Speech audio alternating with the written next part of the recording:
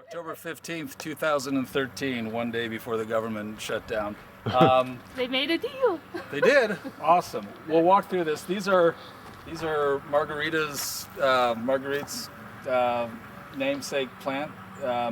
These will have the buds like this that should be cut back down right about there. Won't pull it off there, but they're perennials. Is it working? Yeah, it is. Okay. It's recording. So these are perennials. They're not super long-lived, but they could easily be replaced. These are the white blooming ones. This one, I think we may have had problems with the irrigation or bunnies at the beginning, but they're readily available to get, so we could replace these, even if it's a 4-inch pot or a 1-gallon plant. Either one of those would be fine.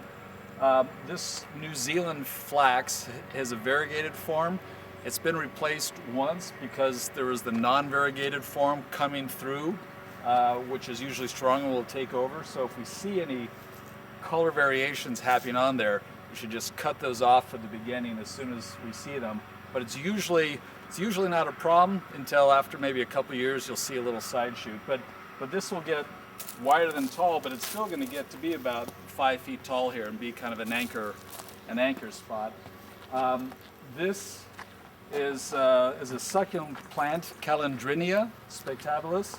You can see the flowers are lacy there, but it should bloom for quite a bit of the year. As a succulent, you can break some of these branches off and just stick them in the ground, and they'll propagate really easily. But they will get big and spreading, so I would say allow this to kind of fill up this whole triangular space here as they go.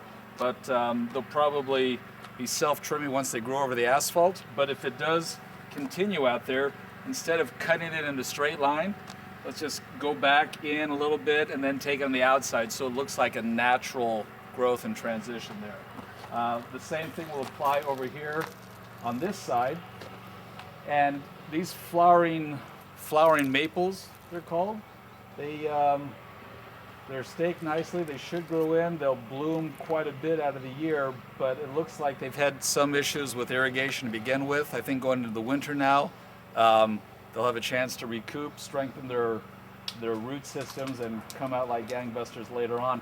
These are also plants that they're a little soft, woody, so if there's a storm or something in the wintertime, some of them can break off. You just cut them back a little bit. Again, not poodle in a straight line, but at different angles, and then they'll all grow back really fast. So it's a fast-growing, nice plant.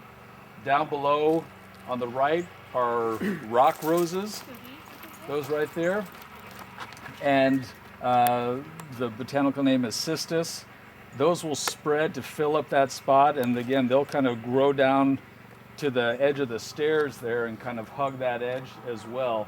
Probably grow down more than they will grow up, but they really require very little pruning of any kind. There could be some deadheading of the flowers, just pinching back the flowers when they're done blooming, but once they're established, they don't need a lot of water, and they should be blooming. They'll have like 2 major blooms in the summertime, but occasionally a few flowers throughout the year for the other areas. Just to wrap up this area, these are agapanthus. These flowers here, they're from South Africa. Also very drought tolerant. If deer get in here, the only thing they'll eat are the flowers. They'll munch those down, but usually not the leaves. There's really very little maintenance doing these, except for the flower stalks that can be cut back now and then. And this ground cover here is called Vinca minor, and that'll grow and spread to this area, throughout this area, and fill in and cover up a good deal of the bark. It won't grow all the way to the bottom, obviously, but all around this New Zealand flax, it'll create a nice low green carpet, and there's really no maintenance required for those. And that should do it for this area. Good. So the one thing down here that we need to watch out for and be cognizant of is with rains and irrigation things, that this bark mulch could tend to slough down, and you might find it more down here at the bottom. And so that's just kind of a maintenance thing to throw it up here. The rock roses here, again, will fill up and grow about, 5 feet wide for this area, but we have nothing else in there. If later on for erosion control, we want to get another one of these, we could add just a 4-inch pot in there. But I'd see how it goes this winter time with the rain and whatnot. But it's a pretty steep slope to hold this type of bark mulch, so we'll just be aware of that. We may have to throw it back up a little bit. Okay. Okay.